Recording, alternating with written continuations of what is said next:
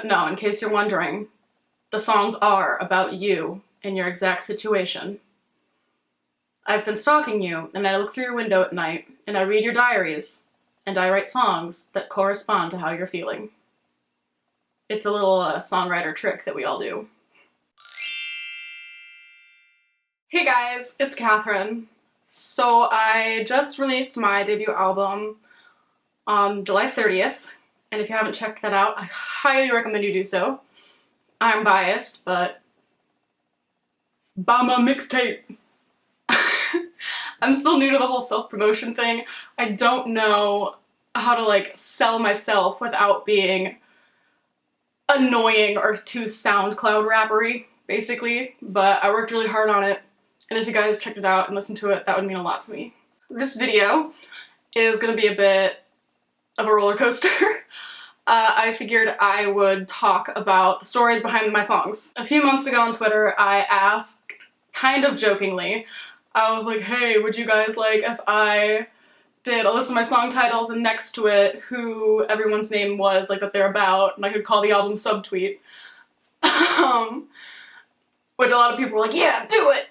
And then I actually considered doing it, but the more I thought about it, there are a lot of songs that are about specific people and events, but there are also a lot of songs that I wrote that aren't really about a person so much, so it's kind of hard to like talk about it like that. I'm nervous because this video is going to be really emotional for me. I don't want it to be too heavy all the time, because my album, so much of it, the process of making it was just the best experience of my life so far. And I don't want it to be too, you know, Adele and every song is down and, you know, that kind of vibe. But I am gonna get candid, and my mom hates it when I do that. And I love you, Mom, but it's not about you right now. It's fine, she probably won't ever see this video. She doesn't subscribe to me on YouTube anyway. Neither does my brother, I found out. I'm surrounded by fake friends and people. I'm gonna stutter a lot and it's gonna be... I already talk too much when I'm nervous. This is just gonna be worse. This video will make a lot more sense to you guys if you do check out my songs. I have a playlist on my channel, and hopefully as soon as I get in contact with Ron, the guitarist for one of my songs, it'll be available on streaming services. I just need to go through the proper channels to credit him properly as an artist. But until then, it's all on my channel. It would be great if you guys would just listen to it. The whole album's less than 40 minutes. It's fine. Just listen. That's like less than one episode of TV. It's fine. It's way less disappointing than the last episode of Game of Thrones, I promise you. I'm already nervous to be talking about this because it does get more personal than even I should probably go. But I think it makes the songs more meaningful. I'm rambling. I really just need to get started. But I'm kind of scared. At which point, most sane people would say, then don't do this video, upload it to YouTube, or tell the world. But that's worse, in a big way to me, than keeping everything inside. It's just who I am as a person. I can't explain it better than that.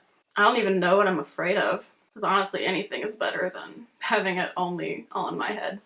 I'm literally gonna go all public speaking on your asses and get out a note card and write down the order because I'm psychotic and this is just something that I need to do right. One eternity later. One of the oldest songs on my album is Vaporize, and that one I actually wrote when I was sophomore in high school. At the time, it was about kind of my first experience with relationship and heartbreak. Freshman year, I dated this guy for a year, and I really loved him. And then he kissed Brent on our 1-year anniversary. So I was like, maybe this isn't gonna work out. Maybe. But it was kind of that feeling of after someone breaks your heart, it's the pain afterwards of having to see them and just desperately not wanting to care as much as you do. And not wanting them to know that you still care. Like, your pride won't allow for that. And also kind of like the disappointment of seeing how quickly people can change when you're not in their lives. And, like, are you still there even? Like, there comes a point when I've spent so much time with this person, but everyone grows and changes constantly. So when you're not in constant contact with someone, you don't really know them anymore. And it's just kind of wishing those residual feelings would go away, because you know the person you have feelings for doesn't actually exist anymore. But there's still this like ache in your chest that you just can't get over. And then for all of these songs, I'm not gonna name drop the guys. All of the guys will know I'm talking about them when I talk about the situation. They'll know that it's them. And honestly, I'm weird and I heal and stuff by being completely vulnerable and sharing my stuff with other people. But not everyone is like that, and I really want to be respectful of that and not being childish and petty and name-dropping people. Because that's not my goal with this album. I don't want to be like a vindictive Taylor Swift. Okay, this album is like my process, and I've even found with a lot of the songs, especially ones that I've written a long time ago, that they apply to more than one situation. Like, a lot of these songs, I'm telling you guys a story that I wrote them about, but when I perform them now, or when I think about them or listen to them, I think of entirely different situations. Like, there are so many different, like, I can apply it to multiple different instances and relationships in my own life. So that's kind of how I knew that hopefully other people would be able to relate to the stuff in those songs as well. Why does this feel like speech class? Oh, because I wrote a fucking note card, that's why. The next song that I want to talk about is I Tried. And this one, again, this one, I think this is actually the earliest song that I wrote. It would have been early sophomore year of high school. I was talking to this guy, and a lot of guys in high school, it was weird. A lot of guys really, I think, wanted to date me or possess me in a weird way. You know, tall, blonde singer. I guess I kind of get it. But then as soon as I would like go on a date with them or be like, okay, bet, let's be in a relationship, they would suddenly freak out and get cold feet. And it happened so many times, and I was the only common denominator, that for the longest time I thought there was something wrong with me. I was like, why? Like, what am I doing? Like, just talk to me. Like, it was just radio silence. And so I Tried was basically me just being like, fuck it. You know, like, I can't, like, I have tried so hard to, like, be in a relationship, get you to talk, and no matter what I do, it's never gonna be good enough for you, or you're never gonna feel like you're good enough for me, or whatever insecurity there is that's the underlying issue of this. It's just never gonna work out. So I was talking to this guy sophomore year, and it was after I'd just broken up with that first boyfriend. And it was just hot and cold, you know? He started flirting with me, I started flirting back, and then it was just... He was like, I really want to be in a relationship with you. I was like, I don't know if it's a good idea. I just got out of one. And then when I was suddenly like, hey, no, let's give this a go, he was like, I don't know. Like, I don't feel like shit like that. And the really funny part is he ended up kissing my ex from freshman year. My life is a mess, okay? No matter what I do, it's just, you gotta walk away. I almost wish I had all the lyrics out here too, because there's just, I could literally go line for line and explaining stuff, but this video would be like 6 years long. Love You. It's another song I wrote in high school. I love this song because it's one of those songs that I just hear and I think about a lot of other situations. I originally wrote it about this guy who is not a good person. You know, I was out of his league and I gave him a chance. It was one of those instances. And I hate when people say, oh, I was out of his league or I was out of her league, but I was. Like, that's not even me being bragging or arrogant. Like, that's just, everyone kind of knew it. He knew it. Like, I didn't really give a shit about stuff like that. I liked this guy at the time. He was like so thrilled to be dating me at the beginning. And then again, it was almost like the switch flipped. And suddenly it was just like hateful text messages and just him wanting almost nothing to do with me. And I don't know what happened. I genuinely don't, still to this day. And I just felt so confused because all I wanted to do was love this person. All I wanted to do was spend time with them and take care of them and be with them. And you know, that was the first time that I kind of learned there are just some people who won't let you love them, no matter how much you want to. They're just not capable of it. You know, you can't fix people. You can't be a rehab center for someone who doesn't want to change themselves. It's a partnership, not a project. And that was one of the first, like, couldn't communicate with him. Like, he wouldn't talk to me. I'm clearly very big on sharing. Too much, obviously, and you know, like, I knew it was bad. Like, I knew it was a bad toxic relationship. I know, cliche word. But I knew it was just a bad relationship. Nothing was gonna come from it, but I was still heartbroken over it. And I was almost mad at myself for being heartbroken. And it was weird because I gave this guy a chance, and then he just turns around and is so cruel to me. You being hurt and insecure doesn't give you a pass to project that onto other people. You need to be able to own your shit and communicate like an adult. Like, that's just, and you know, I'm not 100% perfect myself, and that's probably why I keep giving people a million chances. Because I'm afraid of being viewed as a hypocrite, but ultimately I would never make someone feel the way those people have made me feel.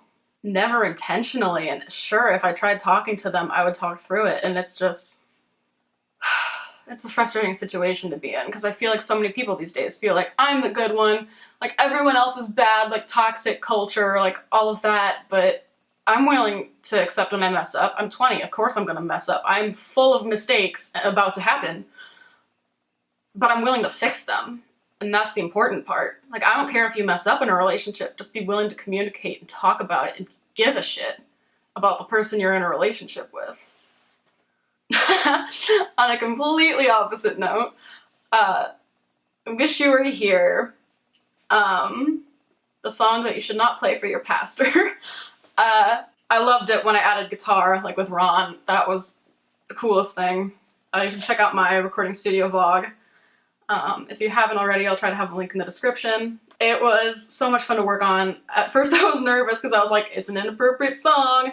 And then I realized I was working with punk guys who sing songs about necrophilia. So I was like, oh, okay, pretty tame in comparison. But it was summer after high school. I was dating this guy down in Lincoln. And for whatever reason, sexual awakening, whatever you want to call it, I was stupid. The moral of all of these stories is I was fucking stupid, okay? But hey, it made for a great album, so like, give and take, I guess? No, but it pissed me off because he lived in Lincoln, I would drive an hour on the interstate to see him. And then for the longest time afterward, even after he was like a dick to me and like ended things or wasn't ready for a relationship or whatever bullshit excuse 20-year-old guys love to give genuine good girls, I, like, for the longest time after that, I would still, like, I'd be driving on the interstate and I would still get, like, turned on. And I hated it. I was so pissed off about it to a point that you guys cannot fathom. Now I think of a completely different person when I think of this song and when I perform it. I've told him that I think it's about him now. I really do be that bold. Yeah, no, because he wasn't an Adonis. I was just inexperienced and thought it was the greatest shit ever. Let's stop talking about sex. Believe it or not, there are some things I don't discuss on my channel. There are some topics where I'm like, this would be a funny story time, but at the same time, oh god. And then on the flip side, Queen of Hearts. If you watch the album vlog, you know I pretty much just finished it in June. I don't want to call it a throwaway song, but kind of. If I'm being honest with myself as an artist. It's not the song I worked the hardest on this album, but my freshman year of college, I was living in like an apartment-style dorm. So it was basically my own apartment on campus. And so, like most college freshmen, I spent the night with a boy for the first time. and I fucking hated it.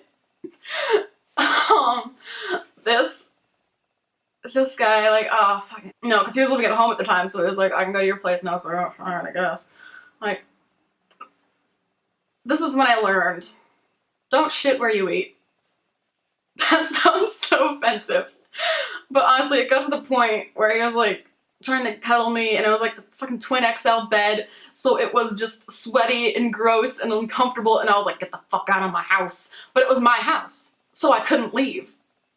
So I was trapped with this dude all night. And I was like, get the fuck out, I need a shower and feel like a human, leave. Like, I don't think I could have been more thrilled when the door finally closed. And then for like the next month, he kept texting me and telling me like that, not quite that he was in love with me, but something kind of to that effect. Where he like saw like this big like grand future and stuff, and I was like, bro, I don't know how to tell you this. Part of the reason why I acted like that is probably because it was almost nice to not be the heartbroken one for once. It was nice to kind of be the person who was more emotionally detached, so I didn't care as much. And so I knew I wouldn't get hurt by something, which is how the other person ends up getting hurt. And I've been on that side of it more than I've been on the heartless side of things, but I hope the guy's doing okay. I haven't really talked to him since. He seemed like a nice enough guy, just not right fit for me. But that's Queen of Hearts, kind of almost self-grandiose. Like, oh, I'm the heartbreaker now. Like, ha ha ha ha ha. And just kind of enjoying the role switch, almost, for once. Because I do. I overthink, I'm emotional, I'm stupid, I'm stupid. So remember kids, what's the moral of the story? Catherine's a fucking dumbass. Drunk, actually, was a concept that I've had for a song for a while. Actually, the first time I got drunk, it was, freshman year of college. I know, I'm a late bloomer, I'm a nerd, judge me, I dare you. I was still a lawbreaker, okay? It's not like I waited till my 21st to have a real drink, okay? I can still sit in the back of the bus with the cool kids, okay? Really Drunk was written about my most recent ex, because that just gutted me. When he broke up with me, he ended things back in November of last year, and it hurt me more than I thought I was even able to be capable of being hurt anymore at this point. I don't hate him. I don't think, fuck my ex or anything like that. We were just different people, and I just didn't see it coming. The way he ended things, it was bad timing. I will say that. I was dealing with stuff in my personal life, and I felt bad about myself already. And when he broke up with me, I doubt he even remembers it. I know he didn't mean... I know he'd be heartbroken if he knew this is how I took it.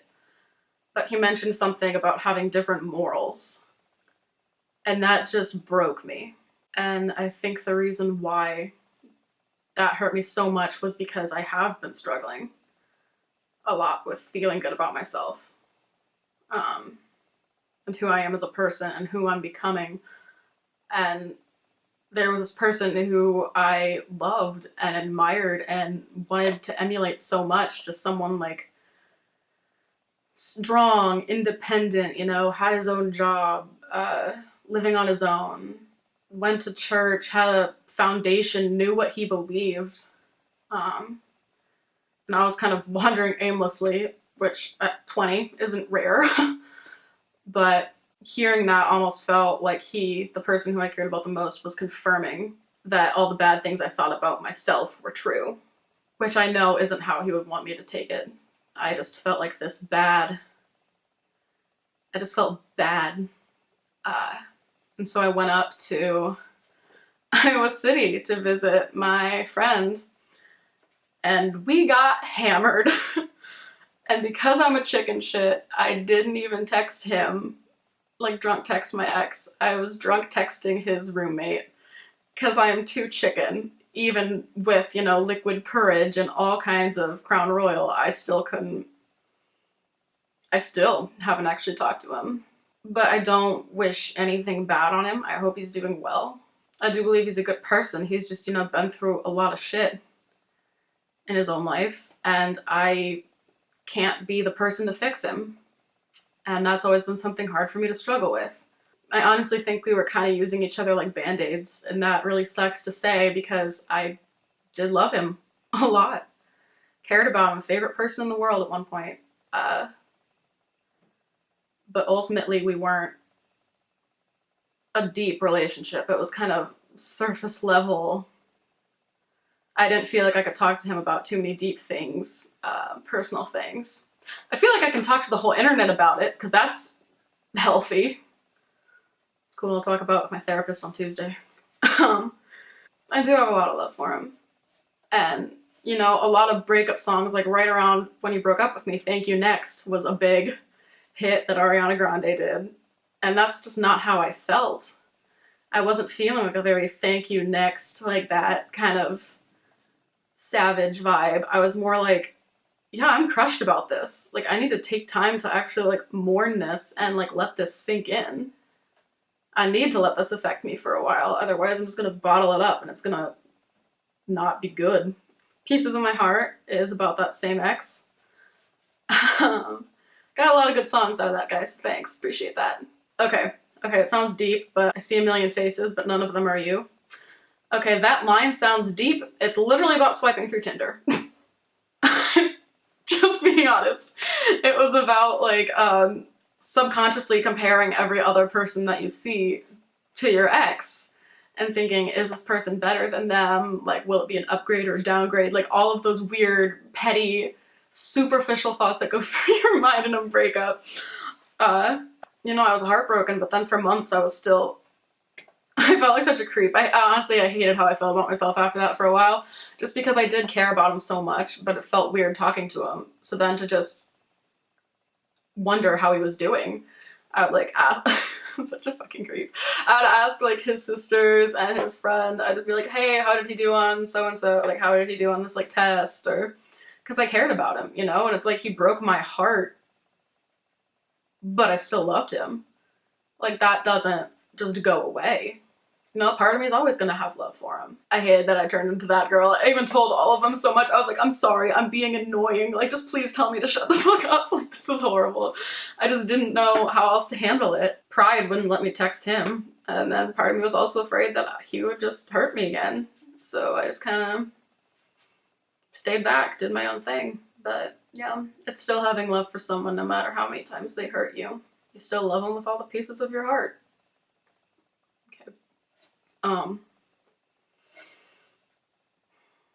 The next song I want to talk about is I Am More.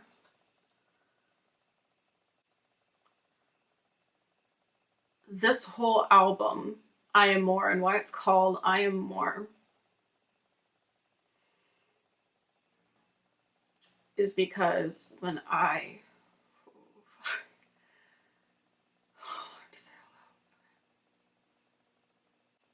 Am More is about when I was assaulted. When I was 18, I lost my virginity to violent date rape.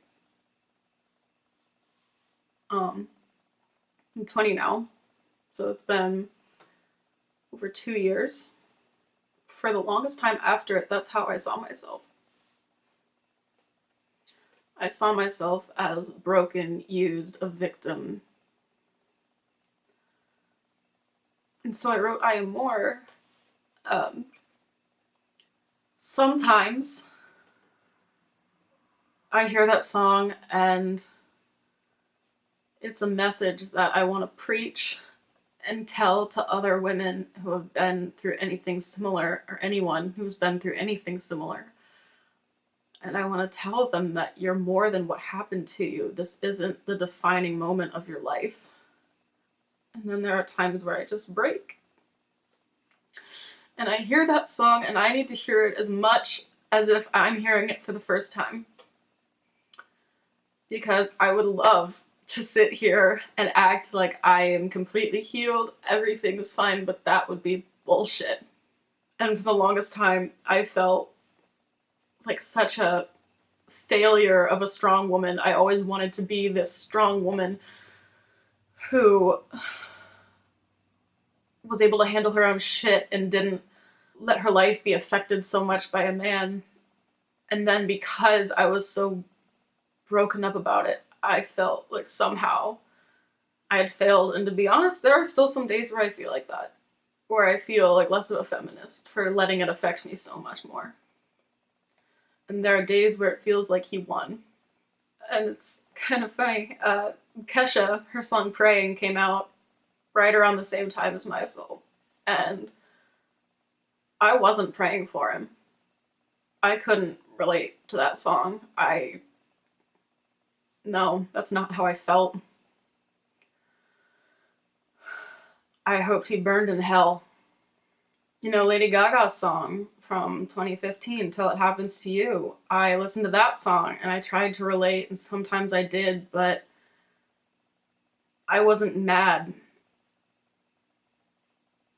at my mom or society for not understanding or being more compassionate. It was a war inside myself.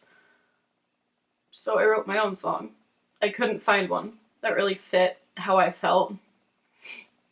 I couldn't find one that felt genuine to me.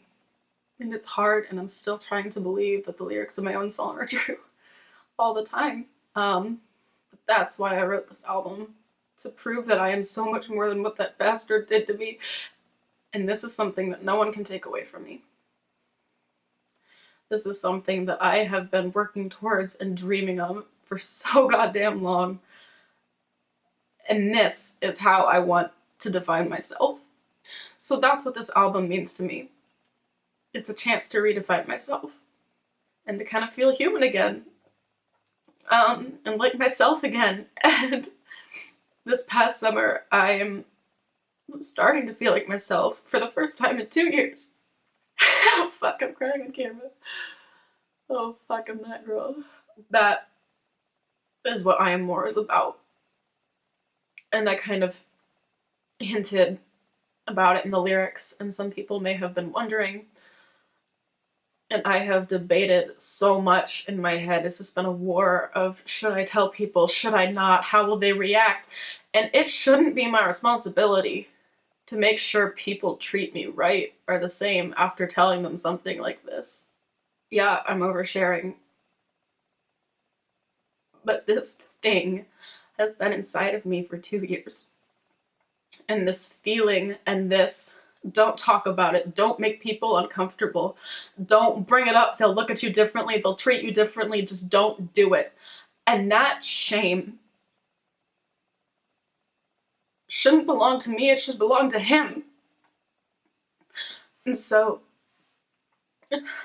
yeah, I'm talking about it on camera, and I'm crying about it like a little bitch, but this is me getting my voice back. And that means everything to me. So yeah, I don't care. Judge me, rip me to shreds in the comments, I don't give a shit. Because I'm just gonna be comfortable with myself. And that's what matters at the end of the day, is feeling peace inside myself. And then, still have 2 more songs to go, believe it or not, this is the order I wanted. Fuck. Oh no, you see that my foundation's a different color than my hand. Let's not do that again. The album was originally going to end with The End. I thought it was fitting, you know, just easy because of the name. The End is probably the saddest song on my album, and it's talking about, please let this be where my story ends. And that is talking about wanting to die. For a while there, I would drive home and I would park in the garage and I would just debate leaving the car running and just falling asleep and not having to deal with it. And I thought that would be the easiest way out. I'd never really been to church at that point, but I was praying to God that he would kill me. Not to put too fine a point on it. I did not, you know, like that line, like, God gives his toughest battles to his strongest soldiers. I was like, I think there's been a mix-up. Like, I can't handle this. Like, I don't want to handle this. Like, why is this on me? I wanted it to be the end. And so that's how I was gonna end the album. And then my audio engineer, Ben, and we added guitars to Fucked Up and made it a much better song. than the one that I'd originally written without guitar. I ended the album with Fucked Up because I have been through fucking hell for like the last 3 years of my life. And if there's one thing I've learned, your worst fear will come true. The worst case scenario will happen. You'll feel like you're dying, like there's no way out, like I can't possibly survive something like this. Like how do they live after that? How do you move on from something like this? Any horrible tragedy you can think of can, has, and will happen to someone. And you wake up the next day, the sun rises in the morning, and you handle shit. It's not gonna be easy. I'm not here to talk to you like it's like soldier on, like pat on the back, like suck it up. Like that's not what the mood is at all. I actually listened to Fucked Up on the way to therapy because I have a warped sense of humor and I think it's kind of funny. Everyone's messed up in their own special way. Everyone goes through crap in their life, and that doesn't make yours any less valid. And it's kind of like, yeah, no matter, you know, like I'm thinking of all those horrible cliche like Pinterest posts that like moms in their 30s like to save, like storms can't last forever, or like learn to dance in the rain, or like shit like that. But honestly, it's kind of like that. It's like, yeah, I'm not claiming to be perfect ever. I'm really bad at making my life look better than it is, which is why I fail at social media so much. I can't make it look like I'm an insta-baddie or like my life is together. I'm a fucking mess in every sense of the word. And I love this song because it is an anthem for all of us who are fucked up, but we're not bad people, or not damaged, or not ruined. We're still worthy of love, and we still have a life ahead of us. All of us do. No matter what you've been through, there is a life after any worst tragedy you can think of. There is a way to pick up the pieces and move on, and part of me is grateful for that, and it's almost a blessing in disguise, a really mean blessing, like a backhanded compliment. But because now I know that there's pretty much nothing that I can't survive. I'm like a cockroach at this point. I'm pretty sure a nuclear bomb could go off and I would just be like the one person the news covers afterwards and just be like, the lone survivor of the nuclear bomb blast. And it would just be me, like, I'd be all kinds of fucked up, but I'd still be here. That analogy made sense in my head. And I wanted to end the album with that, because even when you think something is the end, it's not. And the sun will rise, and you will get through it whether you like it or not. You know, I talked about a lot of heavy stuff on this album. And I guess what I want you guys to know is, because let's be honest, the only people really listening to my album are like friends and family. I am like here, wait no. I'm like here on the social hierarchy, like I'm not even on the chart. I'm a Z-list celebrity, basically, let's call it that. I just want everyone to know that I'm okay. I'm doing okay. I'm doing better. I'm not perfect. I'm never going to be perfect. I'm never gonna have it all together, because that's not mental health. That's social media bullshit. But I'm doing better than I have been for the first time in years, and I'm really grateful. And this album is a big part of that. And I know that sounds cliche and cheesy and just, you're just trying to get views and streams and honestly, I made this album and I said I would be okay if like 2 people listened to it. And I am, because I'm proud of it. Thank you guys, to all of you who have supported me. It means so much to me. If you have ever left a nice comment, even if I didn't respond, I saw it, I read it, it is tattooed on the inside of my eyelids, and I like play it to myself whenever I feel doubtful or insecure. And even if you're like, oh, that's nice, but probably not my comment, no, your comment. Your comment exactly.